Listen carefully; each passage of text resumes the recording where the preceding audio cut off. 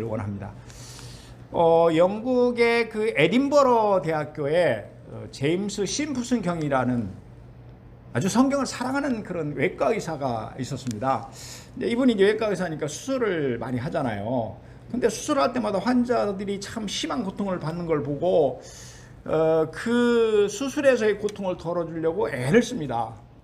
그랬던 중에 창세기 2장 21절 22절의 말씀을 읽고는 그런 환호성을 올리게 됩니다. 이런 말씀입니다. 여호와 하나님이 아담을 깊이 잠들게 하시니 잠들매 그가 그 갈빗대 하나를 취하시고 살로 대신 채우시고 여호와 하나님이 아담에게서 취하신 그 갈빗대로 여자를 만드시고 그를 아담에게로 이끌어 오시니. 우리가 잘 아는 말씀이죠. 독차하는 것이 좋지 못해서 하나님께서 아담을 잠들게 하시고 아담에게서 갈빗뼈를 빼내서 하와를 만들었다, 이런 그 내용이죠. 그가 말씀을 아무리 살펴봐도 갈빗뼈를 빼는 중에 고통이 있었다는 말이 없는 것입니다. 이야, 이것이다. 하나님이 아담을 잠들게 하시고 인류 최초의 수술을 하셨다면 분명히 고통 없이 수술할 수 있는 방법이 있을 것이다. 여러분, 그런 말씀에 확신을 얻어서 연구에 연구를 거듭합니다. 그리고 마침내 1847년 마취제인 클로로폼을 발견해서 온 인류에게 큰 공헌을 했습니다. 우리 지금 뭐 수술 받고 그러면 별로 고통 못 느끼잖아요. 근데 그 전에는 안 그랬다는 거죠. 엄청난 고통을 느꼈다는 거죠.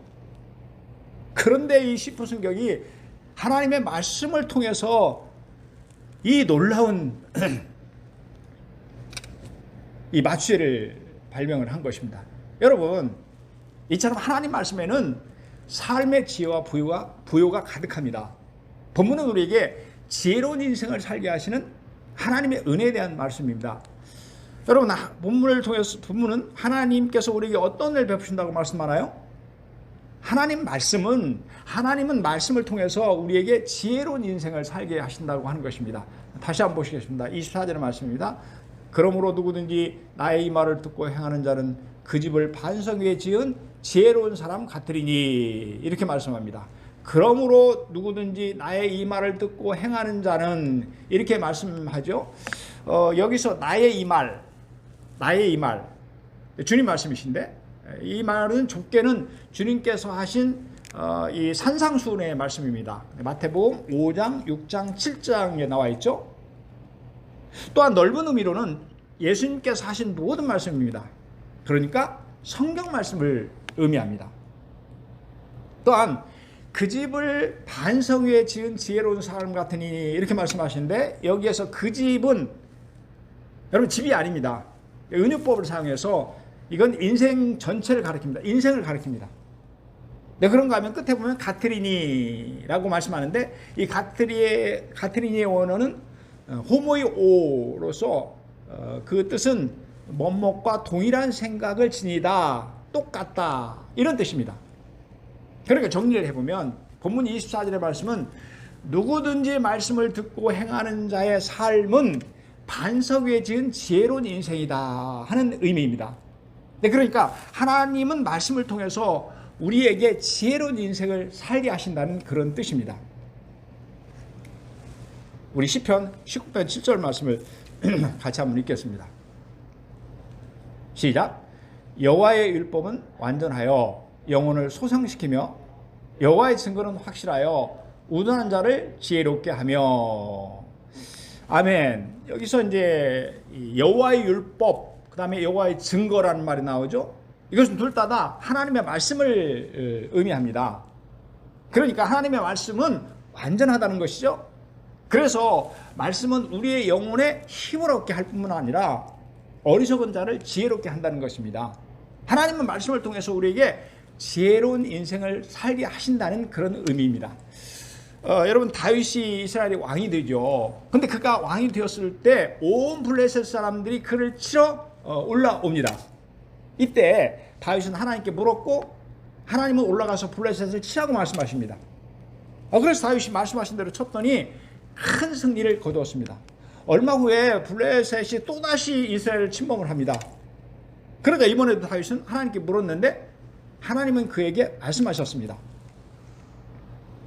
다윗이 또 하나님께 묻자온대 하나님이 이르시되 마저 올라가지 말고 그들 뒤로 돌아 뽕나무 숲을 맞은편에서 그들을 기습하되 뽕나무 꼭대기에서 걸음 걷는 소리가 들리거든 곧 나가서 싸우라. 너보다 하나님이 앞서 나가가서 블레셋 사람들의 군대를 치리라 하신지라.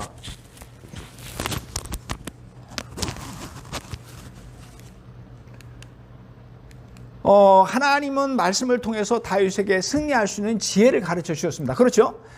블레셋을 이길 수 있는 구체적인 전략까지 알려주신 것입니다. 또한 다윗은 말씀대로 행해서 그날 대승을 거둡니다. 이처럼 하나님은 말씀을 통해서 다윗으로 하여금 지혜로운 삶을 살게 해주셨습니다. 그래서 다윗은 말씀을 통해서 승리하는 삶을 살았습니다. 말씀을 통해서 형통하는 삶을 살았으며 말씀을 통해서 행복한 삶을 살았습니다. 여러분, 말씀을 통해서 지혜로운 인생을 살게 하시는 하나님의 은혜는 스프링클러로 사막에 꽃을 피운 중동 지역의 화훼 단지와 같습니다. 잘 알려진 대로 그곳은 그 기후적인 특성, 특별히 이제 물 부족으로 말미암아서 꽃을 재배하기는 절대적으로 불리한 환경입니다. 그럼에도 불구하고 스프링클러를 활용한 이 화훼 단지가 잘 운영되고 있습니다. 그러니까 스프링클러가 물 부족 현상을 지혜롭게 극복해서 아름다운 화훼 단지를 이룬 것입니다. 마찬가지로 하나님의 말씀은 광야와 같은 세상에 살고 있는 우리에게 지혜로운 인생을 살게 한다고 하는 것입니다. 긍정적인 사고의 창시자로 알려진 노만 빈센트 필 목사님, 아주 좀 유명한 분이십니다. 굉장히 성장하는 어느 회사 사장이 그분을 초대를 합니다. 그래서 이제 회사를 방문하게 되는데 이제 회사를 다 견학을 했어요. 그리고 이제 마지막에 이제 사장실로 들어갔는데 사장실 안에 보니까 노인 모든 것들이 다 최신형이고 또 최고급이었습니다. 그걸 보고도 이 회사가 아주 멋진 계획을 가지고 발전을 거듭하는 회사임을 한눈에 알아볼 수 있었습니다. 그런데 그 방의 분위기에 어울리지 않게 책상 위에는 이 너덜너덜한 낡은 책 한 권이 놓여 있었습니다.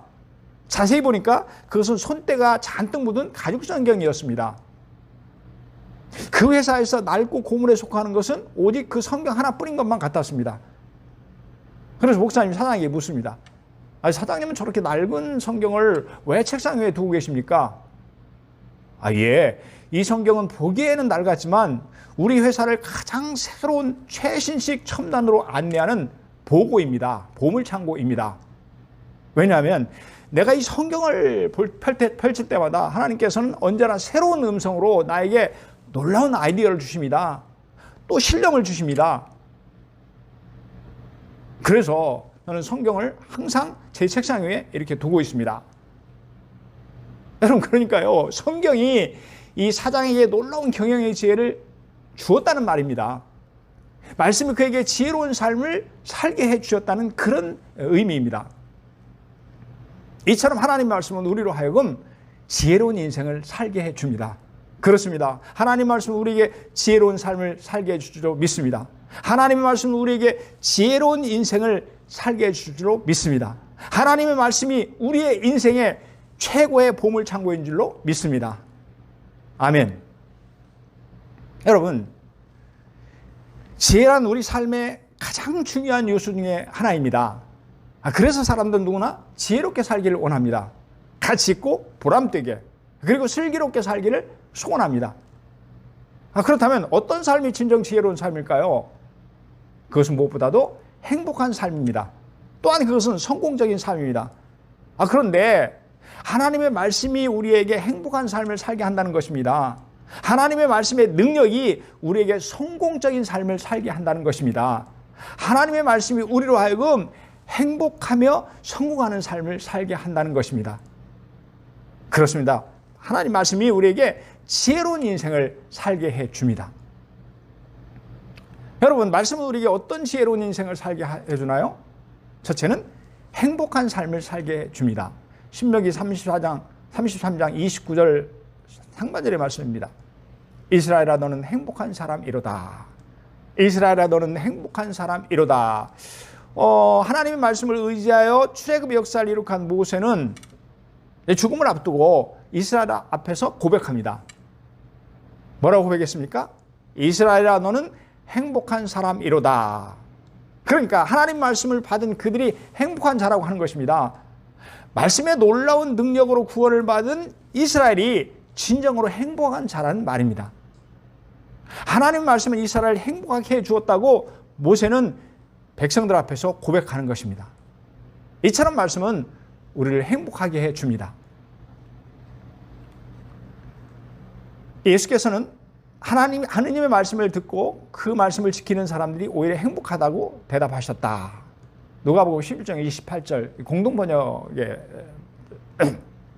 성경입니다.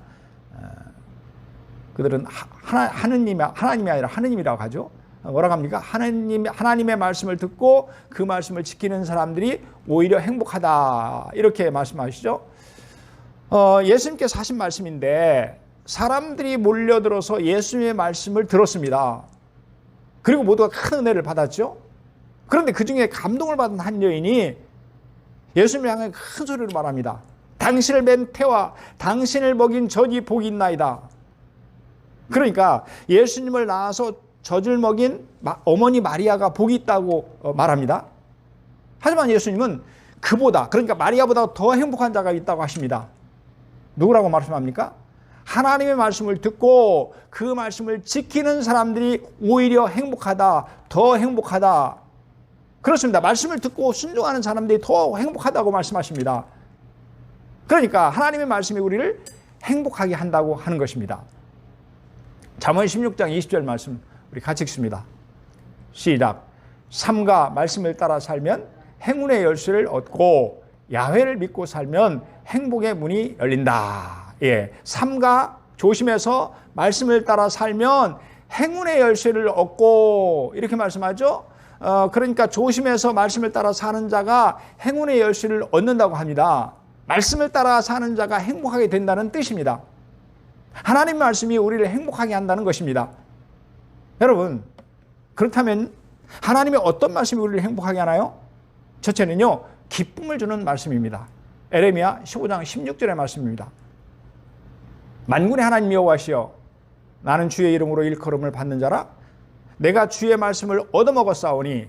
우리 같이 하겠습니다. 시작. 주의 말씀은 내게 기쁨과 내 마음의 즐거움이오나. 아멘. 에레미야 선지자의 말이죠. 뭐라고 말씀합니까? 주의 말씀은 내게 기쁨과 내 마음의 즐거움이오나. 하나님의 말씀은 에레미야 선지자에게 기쁨이라는 말입니다.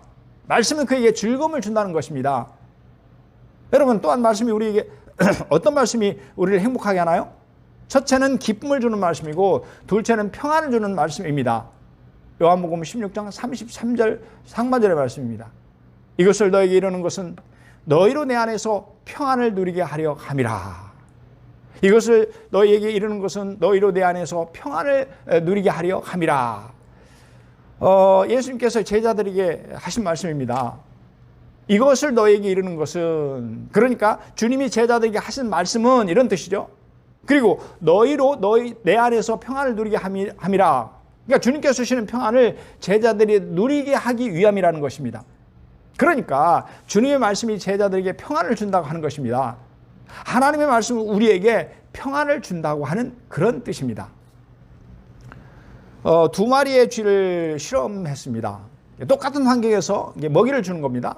근데 그중 하나는 한 마리 쥐에는 먹이를 줄 때마다 평안한 음악을 들려줍니다. 그랬더니 6개월 후에 이 쥐는 털이 번들번들하게 윤기가 나는 아주 건강한 쥐로 성장했습니다. 하지만 다른 쥐 한 마리는 먹이를 주면서 머리를 톡톡 때렸습니다. 먹이를 먹을 때마다 심한 스트레스를 주었습니다. 그러자 이 스트레스를 받으며 자란 쥐가 털이 다 빠지고 온몸에 암세포가 퍼졌습니다. 여러분, 비록 미물인 짐승도 환경이 평안하지 못하면 온몸에 암이 발생합니다. 하물며 이성과 인격을 가진 인간은 더 말할 나위가 없습니다. 그러니까 사람도 평안과 기쁨을 잃으면 온몸의 저항력이 떨어져서 병에 걸리기 쉽다고 합니다. 그런데 하나님은 우리에게 평안을 주시기 위해서 말씀을 주셨다고 하는 것입니다. 그렇습니다. 말씀은 우리에게 기쁨을 줍니다. 말씀은 우리에게 평안을 줍니다. 그러므로 말씀은 우리에게 행복한 삶을 살게 해 주시는 것입니다. 사랑하는 여러분, 하나님은 우리에게 지혜로운 인생을 살게 하기 위해서 말씀을 주신 줄로 믿습니다. 말씀은 우리를 행복하게 할 줄로 믿습니다. 말씀은 우리에게 기쁨과 평안을 줄 줄로 믿습니다. 아멘, 아멘. 우리를 행복하게 해주시는 우리 주님을 우리 함께 찬양했으면 좋겠습니다. 주님 한 분밖에는 함께 찬양합니다.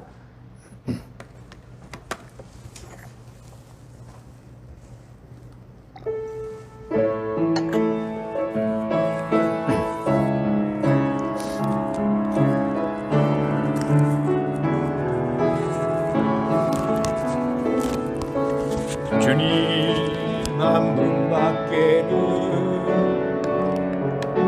아는 사람 없어요. 가슴 깊이 숨어 있는 주를 사랑하 우리 행복한 마음 불렀으면 좋겠습니다. 주님 한 분밖에는 아는 사람 없어요.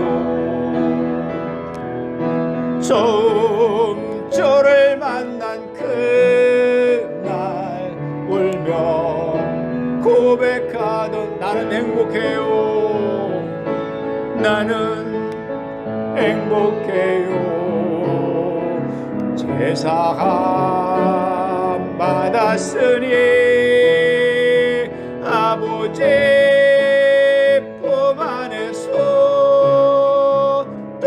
살기 싫어요. 나는 행복해요.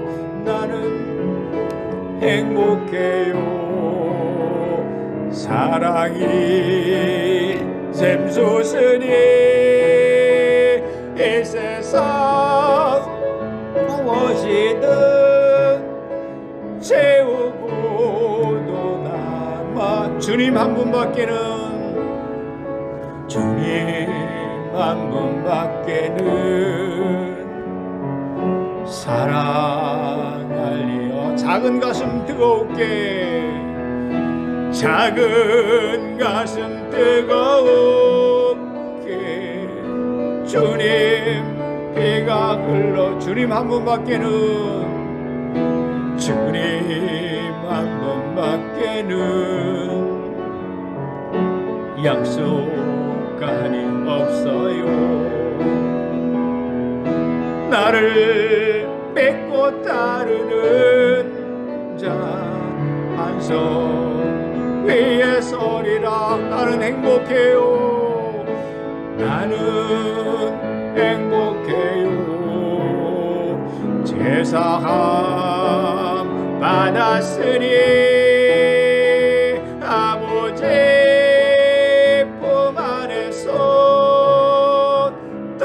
살기 싫어. 나는 행복해요. 나는 행복해요.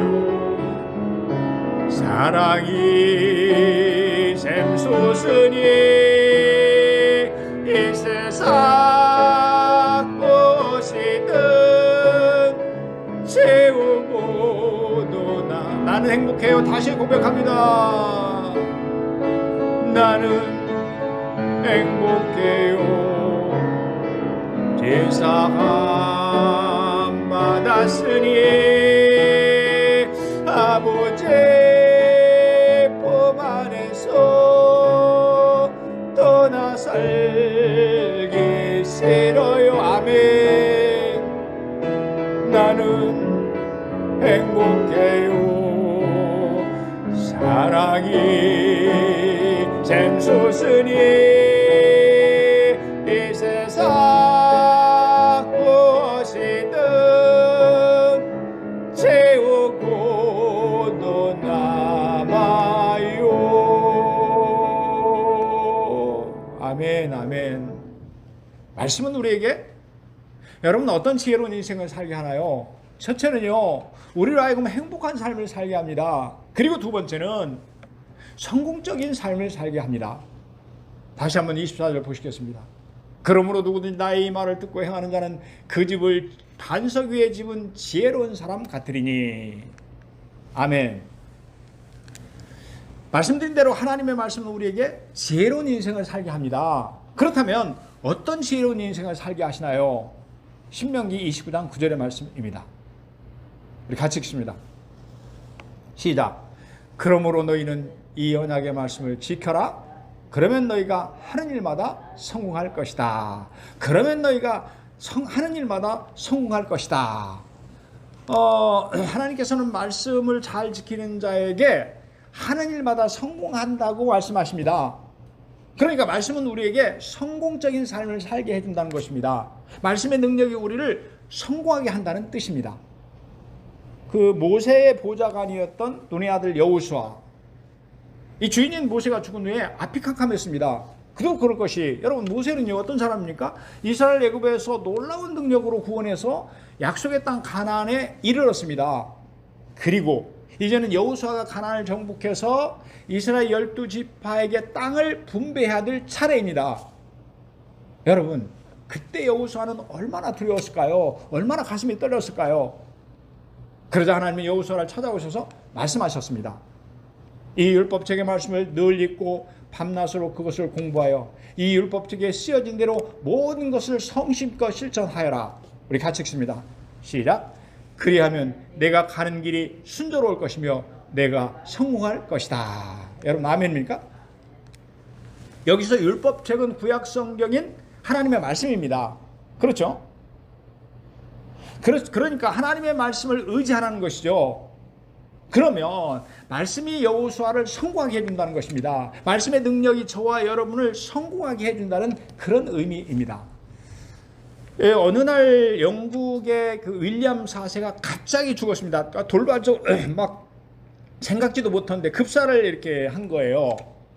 그리고 그날 밤 왕족 중에 전격적으로 한 처녀가 왕으로 간택을 받게 됩니다. 그녀는 자신이 왕이 되었다는 소식을 듣자마자 즉시 무릎을 꿇고 기도합니다.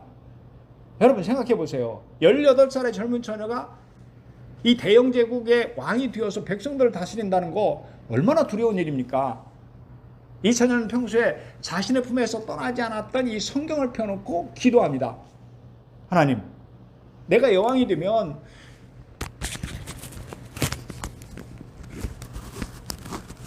성경 말씀대로 통치하게 해주세요. 그리고 그녀는 기도한 대로 왕이 되어서 모든 일을 하나님 말씀을 읽고 기도하면서 결정했습니다. 말씀이 주는 놀라운 지혜로 정치를 합니다. 말씀의 능력으로 대영 제국을 통치한 것입니다. 사랑하는 여러분, 그녀가 바로 그 유명한 빅토리아 여왕입니다. 그녀는 64년 동안 왕위에 있었습니다. 영국의 번영은 바로 이 빅토리아 여왕 때 이루어진 것입니다. 영국이 해가 지지 않는 나라라는 칭호를 얻었던 것도 역시 그때였습니다. 한 번 인도의 왕자가 찾아왔습니다. 그리고 빅토리아 여왕에게 묻습니다. 빅토리아 여왕이요, 그토록 정치를 잘하는 비결이 무엇입니까? 그러자 여왕은 성경을 펴들고 망설임 없이 대답합니다. 바로 이것 때문입니다. 바로 성경 때문입니다. 그러니까 그녀는 하나님의 말씀으로 영국을 통치했다는 말입니다. 하나님은 말씀을 통해서 그녀에게 지혜를 주신 것입니다. 말씀의 놀라운 능력은 그녀로 하여금 성공하게 했다는 것입니다. 여러분 아멘입니까? 사랑하는 여러분, 말씀은 하나님의 능력인 줄로 믿습니다. 하나님의 말씀을 통해서 우리에게 지혜로운 인생을 살게 해주실 줄로 믿습니다. 말씀의 놀라운 능력을 통해서 우리로 하여금 성공하게 해주실 줄로 믿습니다. 우리 자녀들로 하여금 성공하게 해주실 줄로 믿습니다. 말씀으로 지혜로운 인생을 살게 하시는 하나님 앞에 여러분 우리는 무엇을 해야 할까요? 오늘 본문을 보니까 말씀을 듣고 행하라고 하십니다. 우리 24절 말씀 다시 읽을 때에 여러분 그 의미를 잘 새기면서 같이 읽었으면 좋겠습니다. 우리 천천히 읽습니다. 시작. 그러므로 누구든지 나의 이 말을 듣고 행하는 자는 그 집을 반석 위에 지은 지혜로운 사람 같으리니. 아멘. 나의 이 말을 듣고 행하는 자는에서 듣고의 원어는 아쿠오입니다. 아쿠오. 그리고 그 뜻은 경청하다. 그러니까 귀 기울여 듣는다는 거죠. 그리고 들어서 깨닫다는 의미가 있습니다. 그러니까 들어서 깨달을 만큼 귀를 기울여서 자세히 듣는 자입니다. 그리고 행하는의 원어는 포이에입니다. 그리고 이 단어는 가진 노력을 다하다는 그런 뜻이 있습니다.